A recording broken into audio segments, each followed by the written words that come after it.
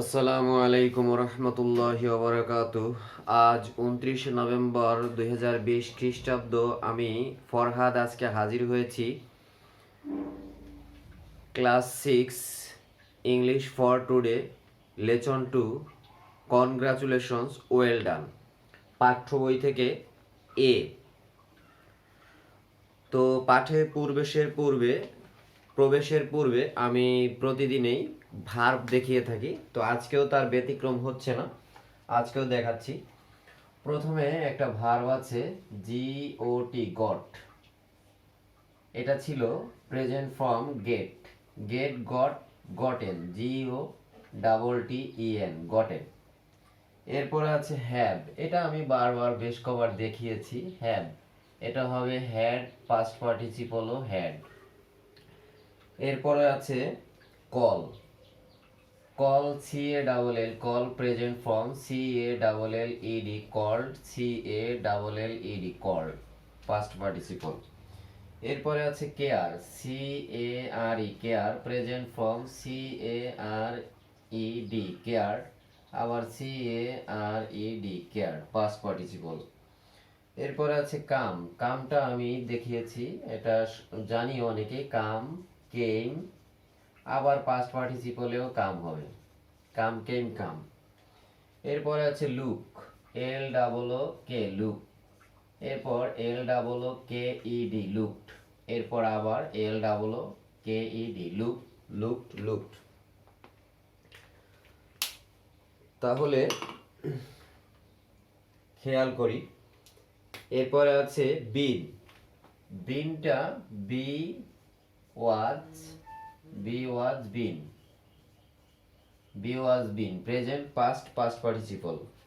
তারপরে আছে টোল, টেল TELL, টেল, তাহলে টেল হয় TOLD, প্রেজেন্ট পাস্ট পার্টিসিপল। এরপর আছে ওয়াজ, তাহলে ওয়াজ এটা দেখিয়েছি, B was bin present past participle.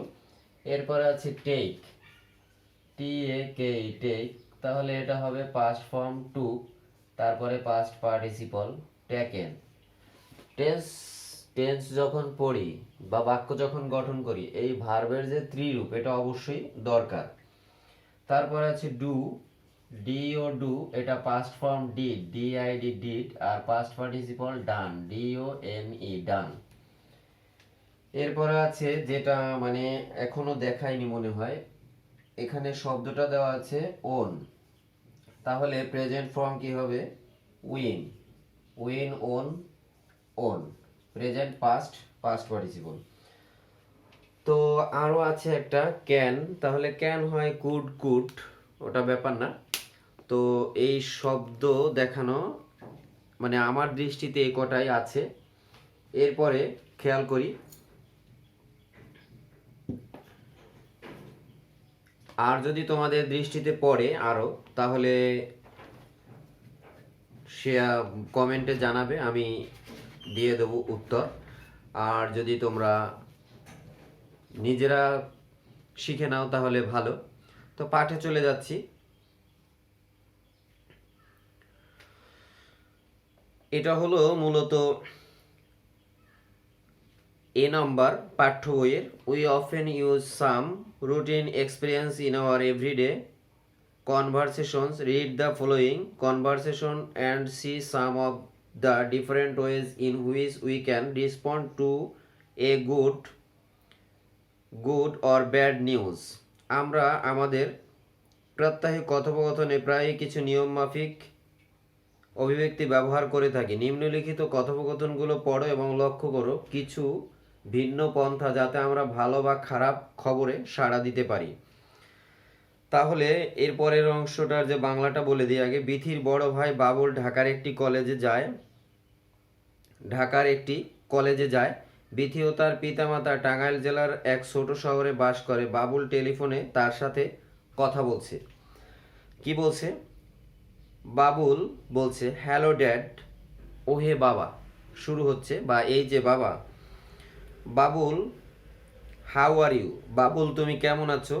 Fine dad, I just got my exam result. I have got an A in my English test. ভালো বাবা, আমি এইমাত্র আমার পরীক্ষার ফল পেয়েছি, আমি আমার ইংরেজি পরীক্ষায় এ পেয়েছি।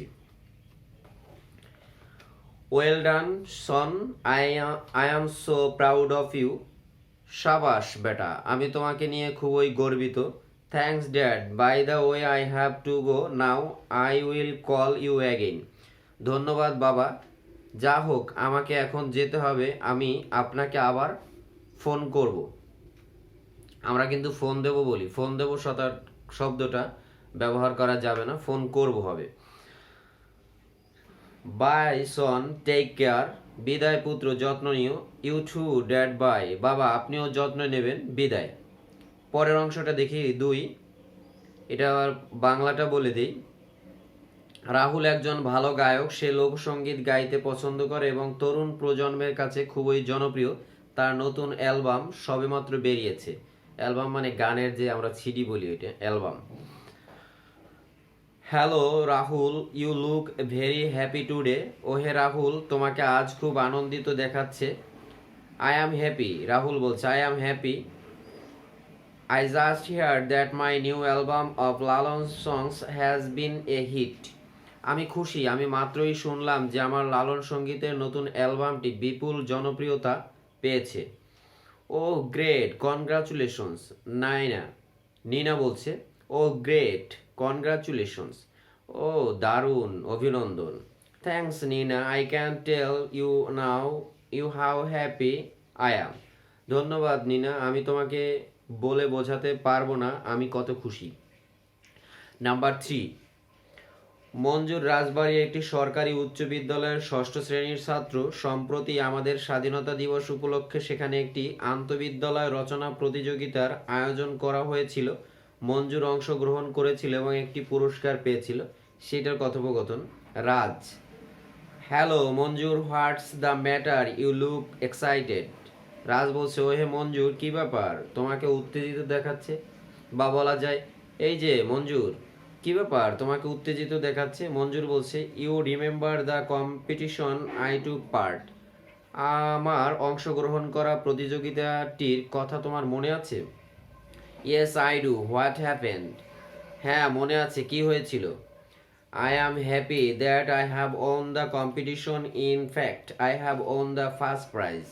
আমি খুব খুশি যে আমি প্রতিযোগিতায় জিতেছি, প্রকৃতপক্ষে আমি প্রথম পুরস্কার জিতেছি। ও দ্যাটস মার্ভেলাস, কনগ্রাচুলেশনস। ও সত্যিই অসাধারণ, অভিনন্দন। থ্যাঙ্কস রাজ, ধন্যবাদ রাজ। তো এই হলো কথোপকথনগুলো ছিল, মানে প্যাসেজ। কনগ্রাচুলেশনস, ওয়েল ডান, মানে পাঠের নাম অভিনন্দন, সাবাস। এরপরে আছে হলো বি, তাহলে এই বিটা আগামী পর্বতে দেখাবো। তো আজকে এই পাঠের শেষ, মানে দ্বিতীয় যে পর্বটা হবে বি পাঠ্য বইয়ের, এটা পরে দেখাবো। তো শব্দার্থগুলি একটু খেয়াল করি এবং সাথে সিনোনিমগুলি খেয়াল করি, আর এগুলো মুছে ফেলি।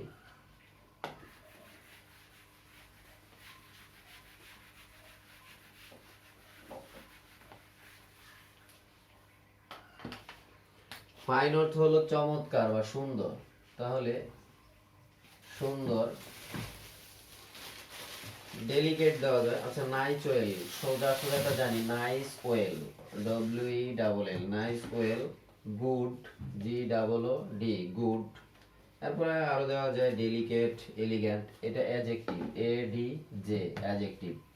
এরপর আছে অ্যাগেইন, অ্যাগেইন অর্থ হলো আবার বা পুনরায়, পুনরায়। Once more, ONCE, once, MORE, once more. Repeating, REPEA, repeating. আর এটা পদগত দিক থেকে অ্যাডভার্ব, ADV, অ্যাডভার্ব। ইয়ং মানে হলো যুবক, যুবক দেওয়া যায় ইউথ, YOUTH, ইউথ, সিনোনিম। আর energetic, ENERGETIC, energetic. Tender, TENDER, tender. আর পদগত দিক থেকে এটা অবশ্যই অ্যাডজেক্টিভ, ADJ, অ্যাডজেক্টিভ। জেনারেশন, বংশ, প্রজন্ম, তাহলে প্রজন্ম শব্দটাই দেই। এটা আমরা জানি প্রজন্ম, কিন্তু সমকালীন ব্যক্তিবর্গ এই শব্দটা আমরা জানি না। জেনারেশন বলতে বোঝায় সমকালীন ব্যক্তিবর্গ, ব্যক্তিবর্গ, এই অর্থটা আমরা প্রায়ই জানি না। Person born about the same time, person born about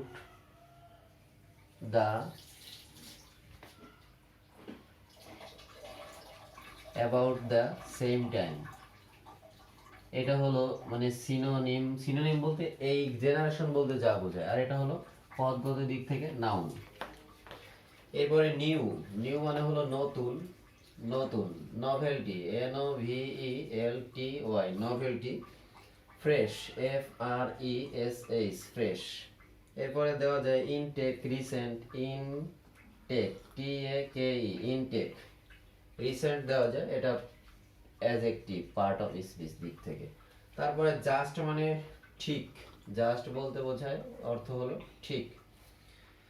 তাহলে ঠিক হলে exactly, EXACT, exactly.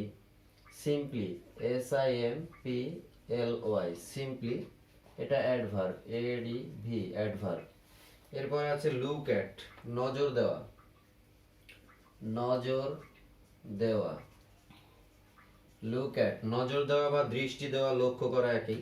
Watch, WATCH, watch. এরপর অবজার্ভ, OBSERVE, অবজার্ভ। আমরা জানি যে বাংলাদেশে একটা ইংরেজি পত্রিকা হয় না, daily observer, observe. Stare at দেওয়া যায়, stare at, STARE, stare at, AT, at. আর এটা স্টেয়ার অ্যাট, এটা হলো ভার্ব, ভি দিয়ে দেই, ভার্ব। হ্যাপি অর্থ হলো সুখী বা খুশি, সুখী। Relaxed,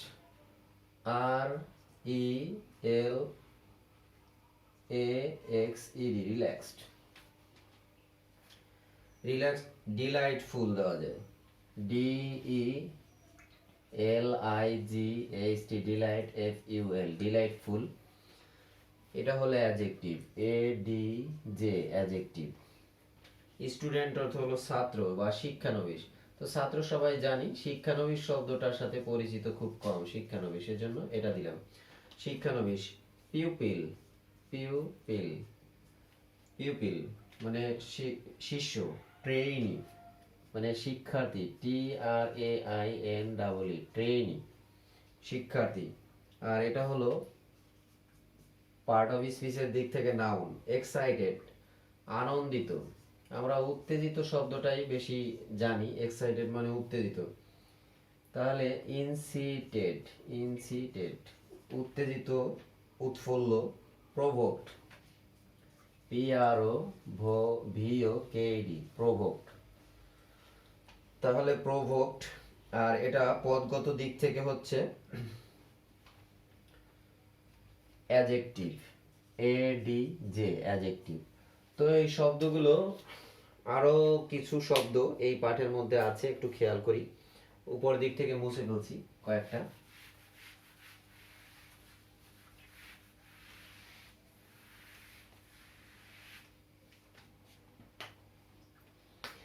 marvellous,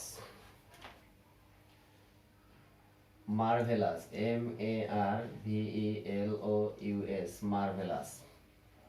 marvellous. বিস্ময়কর, বিস্ময়কর। এছাড়া বলা যায় অপরূপ,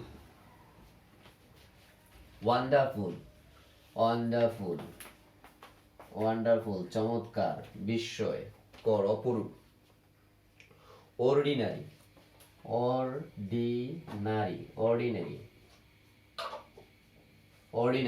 এর ছাড়া দিতে পারি এক্সিলেন্ট, EXCELLENT, এক্সিলেন্ট। আর এটা এক্সিলেন্ট, এটা হলো অ্যাডজেক্টিভ, ADJ, অ্যাডজেক্টিভ। মার্ভেলাসের পরে সরি, SORRY, সরিটা হলো দুঃখিত, বাংলাটা দুঃখিত। স্যাড, SAD, স্যাড ফিলিং আর কি। FEELING, sad feeling.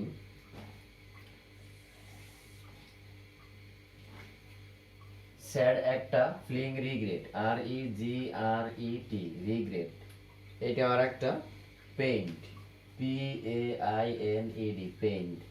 পেইন্ট শব্দটার অর্থ যে দুঃখিত, ব্যথা। ব্যথা শব্দটা আমরা জানি, কিন্তু দুঃখিত এটা জানি না, অ্যাডজেক্টিভ। তারপরে আছে ফিল,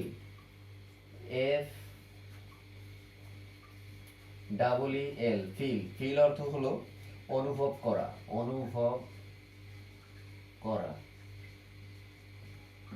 অনুভব করা। Be aware of, BAWARE, be aware OF, be aware of. আর দেওয়া যায় পারসিভ, PERCEIVE, পারসিভ। আর এটা পদগত দিক থেকে ভার্ব। এরপরে আছে কাম। কাম অর্থ হলো আশা, না? তাহলে কাম অর্থ হলো আশা। শব্দটা শুনতে শুনতে বোর হয়ে গেছি, এজন্য বলি অগ্রসর হওয়া, অগ্রসর হওয়া। Reach, REACH, reach. Advance, ADVANCE, advance. এটা হলো অ্যাডভার্ব, ভার্ব। এরপর আছে কম্পিটিশন, COMPETITION, কম্পিটিশন অর্থ হলো প্রতিযোগিতা করা, প্রতিযোগিতা, প্রতিযোগিতা করা। তাহলে প্রতিযোগিতা করা যদি হয় কন্টেস্ট, CONTEST, কন্টেস্ট। আমরা এই শব্দটার সাথে পরিচিত, কন্টেস্ট, কম্পিটিশন। কিন্তু স্ট্রাইভ এটার সাথে পরিচিত নাই, STRIV, স্ট্রাইভ মানে প্রতিযোগিতা। এরপরে আরেকটা স্ট্রাগল, STRUGGLE, স্ট্রাগল, এটার সাথে আমরা পরিচিত। আর এটা হলো নাউন।